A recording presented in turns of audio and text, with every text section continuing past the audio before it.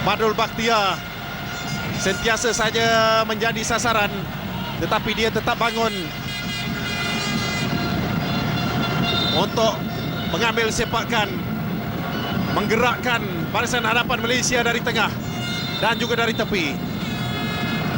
Satu percubaan terus yang dilakukan tepat ke arah Mega yang mengharapkan bahawa ada bola muntah, ialah Irfan Fadail. Okto.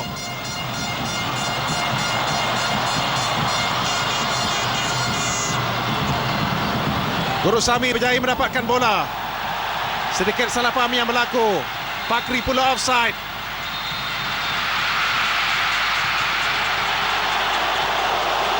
Sama ada itu disengajakan ataupun tidak, saya tak pasti. Tetapi ini boleh mengundang bahaya. Guru Sami dengan Diego Michels. Kita dapat lihat di antara pemain-pemain yang ada di sini, mereka masing-masing cukup profesional. Tetapi bukan para penonton, itu yang boleh saya katakan. Benar, itu yang kita harapkan di kalangan pemain, bahawa mereka akan lebih profesional dalam menangani segala masalah ataupun permasalahan yang akan apa benda yang akan berlaku. Fadli Sas keluarkan bola jauh. Clearance yang beliau lakukan. Kedudukan sekarang ini terikat. Kalau tadinya kita ketinggalan, mungkin juga kerana kita ketinggalan terlalu awal, jadi kita ada peluang untuk bangkit, Jip. Ya, benar. Kalau kita lihat tadi, kita diasak sejak whistle pertama tadi. Namun walaupun kita ketinggalan, kita dapat menyusun balik permainan kita dan dapat menyamakan kedudukan. Namun sebelum itu, kita telah beberapa kali terlepas peluang untuk menjadikan gol. Badrul kepada Mak Fakri. Guru Sami.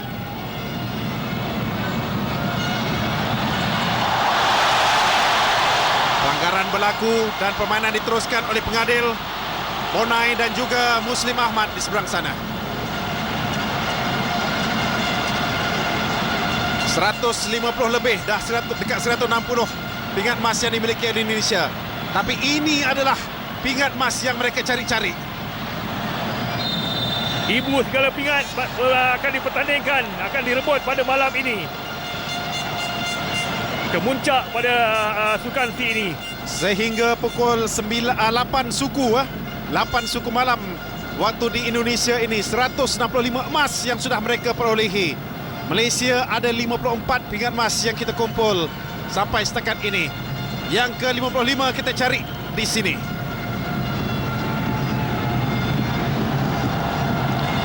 Tinggal 2 minit lebih untuk Indonesia dan Malaysia.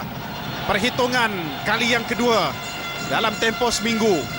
Kali ini lebih besar lagi artinya. Final Sukan C. Kita pernah kalahkan Indonesia di Jakarta pada tahun 1979.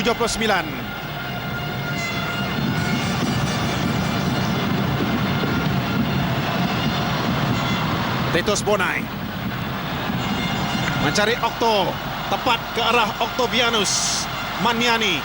Tamil turun ke bawah, lepas lagi mengatasi Mahali Jasuli. Tetapi defensive duty yang cukup baik dilakukan oleh Tamil Arasu untuk membantu Mahali Jasuli yang agak mudah dibolosi sebentar tadi. Egi Diego Michels. Hanya melintasi sahaja dapat pintu gol. Bahaya. Titus Bonai. Mudah untuk Karul Fahmi Cekman. Satu hantaran yang baik daripada Diego Michel tadi, Zainal. Tidak ada siapa pun yang menanduk bola tersebut. Bernasib baik kita. Walaupun hantaran ini cukup bahaya. Bayangkanlah kalau ada seorang pemain, terutamanya Patrice Wanggai, yang berada betul-betul depan pintu gol tadi, Jip. Saya pasti dia akan menyerang ke arah bola itu tadi. Apapun, Harimau Muda hari ini bermain dengan agak baik kesemuanya.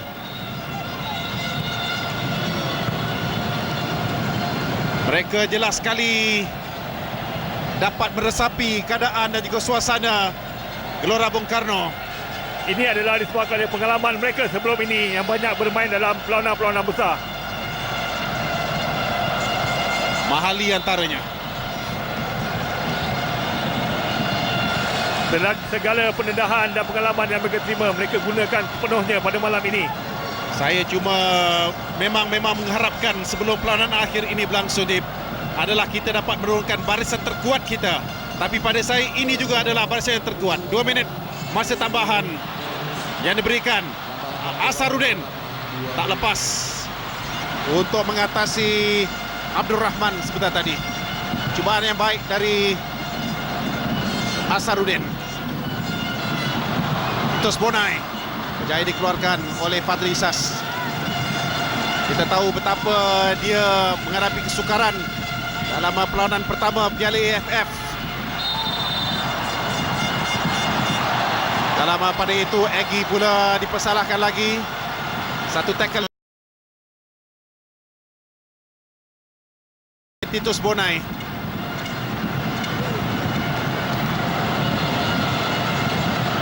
Kakinya dipijak sebentar tadi oleh Egy Malgiansyah.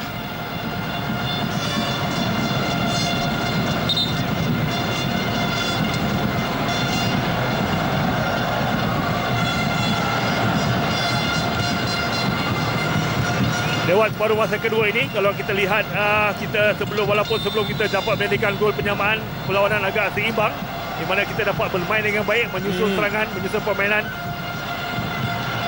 Apa yang perlu ialah di sini ialah kita lihat pemain kita tidak berputus asa, Zainal. Ya. Tambahan masa untuk kita sebenarnya, Rajib.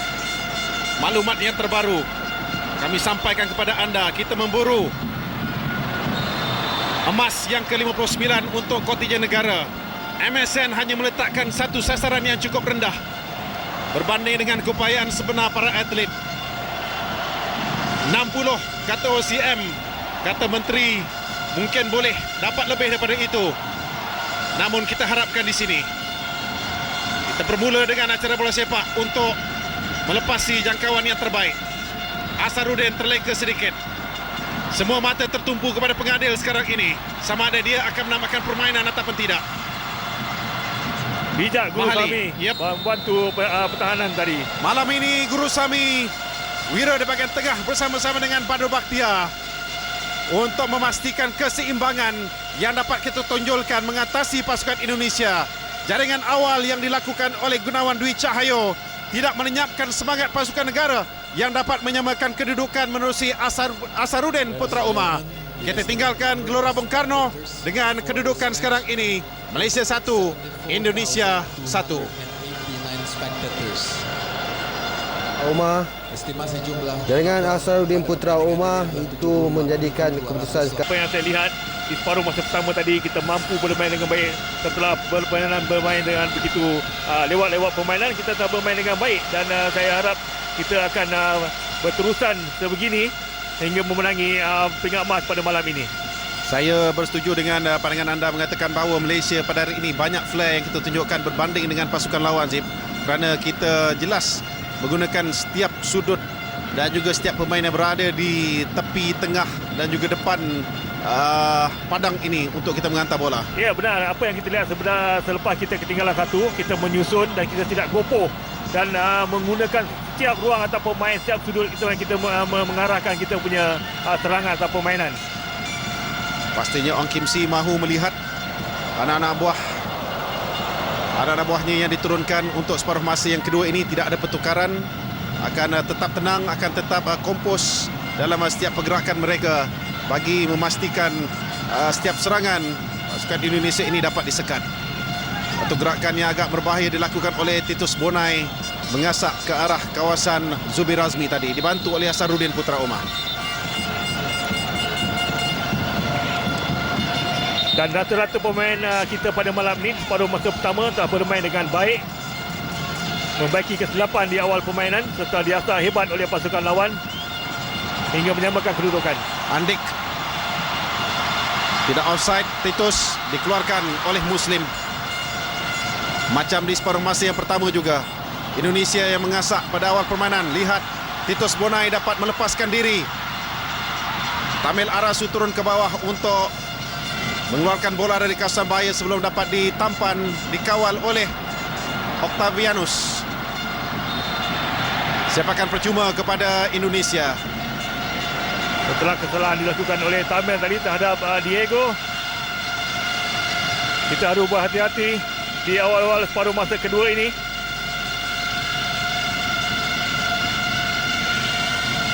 Bahaya kedudukan kalau kita hilang tumpuan, terutamanya untuk mencari segelintir pemain, tapi sedangkan pemain-pemain yang lain kita biarkan.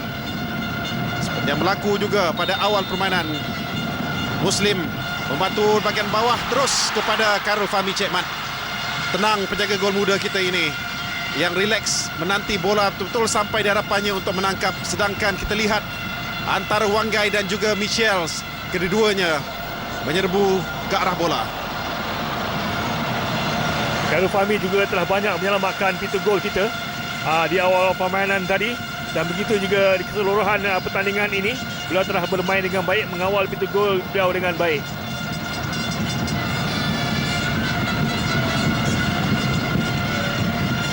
Tendangan gol yang baik dilakukan oleh Kurnia Mega. Tamela Rasu, Mahali, Ahmad Fakri menunggu bola. Titus cepat, Fadli Sas untuk memintas Octavianus. Perlu ditutup ruang ini. Michels menanti di sebelah sana, tapi berjaya dipintas oleh Arasu. Banyak menjalankan defensive duty berbanding selaku offensive player pada hari ini, Jip. Ya, sekurang-kurangnya beliau dapat membantu kita mempertahankan kubu kita. Tetapi apabila beliau menyerang, beliau perlu lebih banyak menyumbang kepada permainan.